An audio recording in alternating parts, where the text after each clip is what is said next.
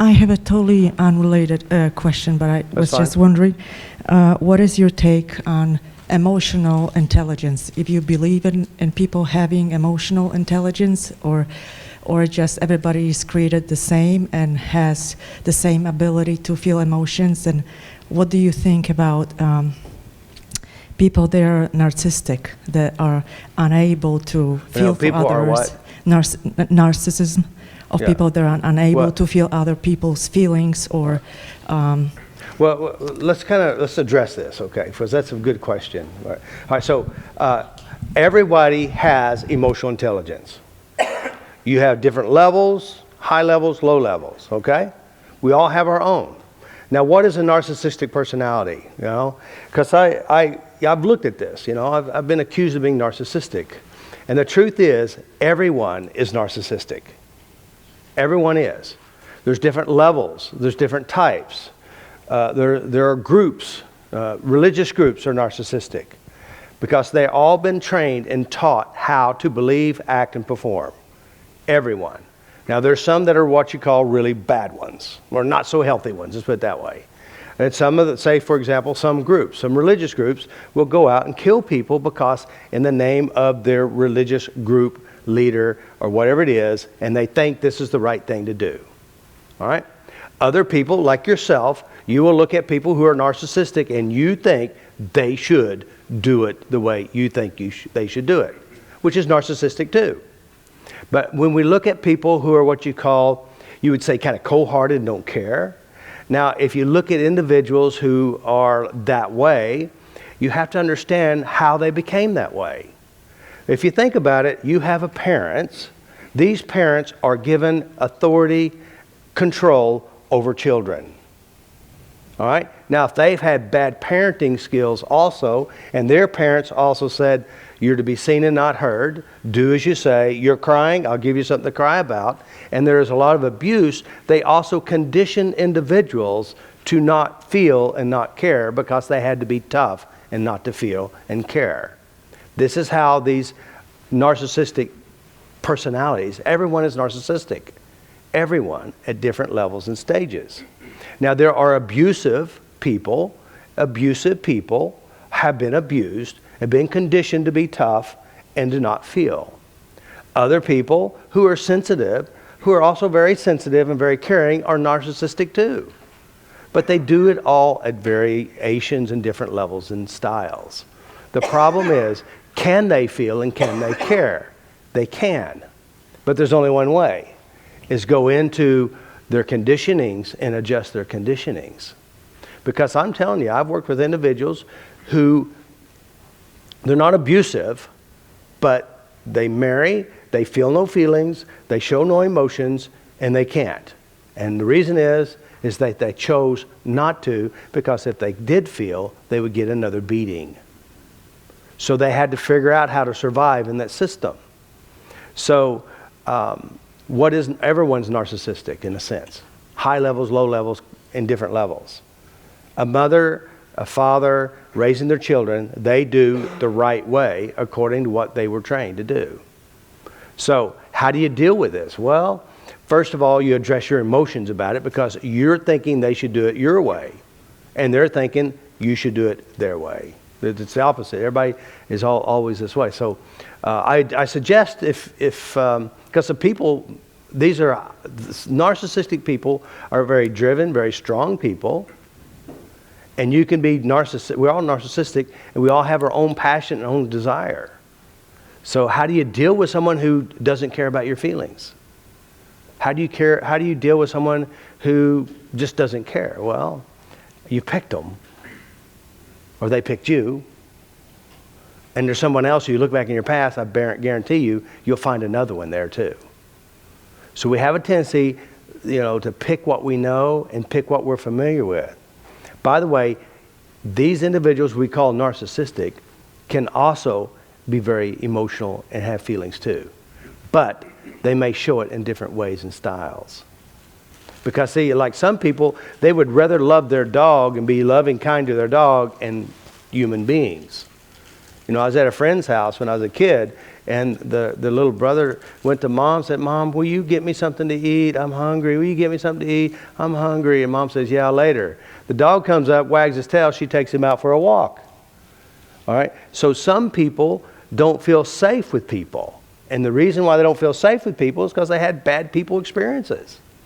Or they don't like their family. So they divorce their family, they disappear, and they go to a total different country. And they darken the state that they come from.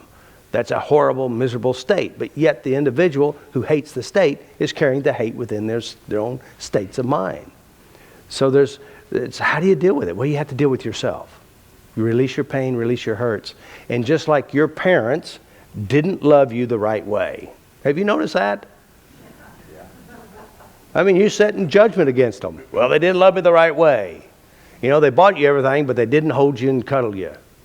All right? They do this, but they didn't do it right. You know, we have a tendency to set in our own narcissistic personality viewpoint. Well, they just didn't love me. But yet, you know, like the girl I was tapping on, she said, "My parents abandoned me when I went to the hospital." So I'm tapping and tapping, and come to find out, her mind opened up and realized the parents were on both sides of her, one on each side of her. And then she didn't believe it. So she went and asked her parents, "Were you all there at the hospital?" Said, "Yes, we were all right between, he was in the middle of us." But in her mind, she was all alone and abandoned. Because we have a tendency to distort from our distortions and use our own personality. Does that make sense? So how do you deal with it? Well, you have to tap on yourself. And there are strong personalities, and strong personalities make a difference in the world too. They're driven. You're all narcissistic, every one of you. Hopefully you're the good ones. So just following on from that, there's a lot of people that are diagnosed with autism and Asperger's. So is that going along the same vein, or is that something different? You know, I'm not an expert in the field, but I will say this, that I have a grandson who's borderline autistic, but not really. But you can't touch him, you can't do certain things. Now, the reason behind this is because of the extreme touches that when he has a child, and his bigger sister was very, very mean to him. I mean, she tried to kill him with a pillow and do all kinds of mean things to him. So he became super sensitive. With the tapping, you can dissipate the emotions of it. You can help that. But see, here again, it's what you call sensation overwhelm. And so they can't handle it. And so therefore they try to protect themselves. And again, that's like some of the individuals who are severe, who don't feel others' feelings. And honestly, you can't feel other people's feelings. You presume and you project. You know, it's impossible to feel. You can sympathize, you can understand, you can relate to, but if you've got your cut off from your feelings, you're not going to feel them. And some people had to build some kind of protective mechanism in there. Now, of course, with these individuals, there are ways that you can help them.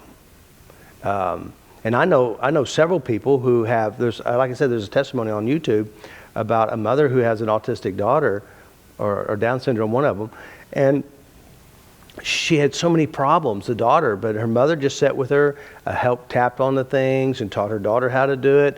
And all of a sudden, there's so many different positive changes that have happened. And she's acting differently and feeling better and performing differently. Again, tapping works with everybody. It helps release the stress and emotions. Now, it didn't get rid of her autism or Down syndrome, but it makes her happier and function better. Another question? Yeah, what I was more thinking is about, like, people that are just maybe not autistic, but maybe borderline autistic, I'm not sure, not being able to feel emotions. Like, for example, not crying, feeling a dog being killed, seeing, things like, your child being hurt and not crying, or seeing somebody dying and not having a tear in the eye, or that somebody being close, or that sort of, they are just lacking certain piece in the brain, or they are just train themselves not to feel the emotions or disregard the emotions of they had to survive. I don't know the person. I guarantee if you ask about their childhood and their life, they probably had some pretty tough things happen in their life. Right. They have figured out how to not feel. It's not safe to feel. Now, by the way, I talk with people who say they don't have feelings, and I'm telling you what, their bodies are very stiff, very rigid, very, very hard, because they had to figure out how to be strong and tough. Right, but on the other... It's not a mental problem. It's a Right. talent and a skill to survive. Right, but then what makes me wonder is sometimes that I've noticed that the feelings that they would like to exhibit are inappropriate. So laughter in the moment that you should be crying, or saying something that just feels wrong, feels like odd or totally out of place, that makes you wonder.